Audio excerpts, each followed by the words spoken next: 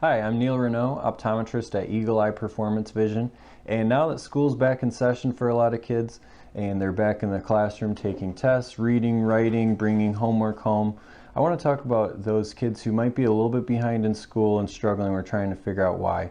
And there are a lot of different observable signs and symptoms for why a child could be struggling with an undiagnosed vision problem. So some of those include, for example, with reading, they might skip or repeat lines, or they might skip those small words. It seems like they're kind of jumping all over the page, struggling with comprehension, with their reading fluency, and really not quite performing to what you think they're capable of. So for instance, maybe they understand a story better if it's read to them rather than reading it themselves, because reading can be overwhelming for them. That could be a sign of a vision problem. Say in math class, if they do well with number problems, but then once the word problems start, then there's a big problem. That's a concerning sign.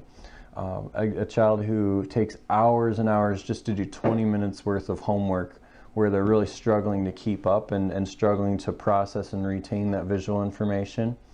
Also in school, a lot of kids, every day they get a headache at the end of the day, or they get really fatigued and have a hard time paying attention and holding still throughout the day. That can be a sign that their eyes are uncomfortable with looking up close at the page for the hours and hours that we demand of them nowadays.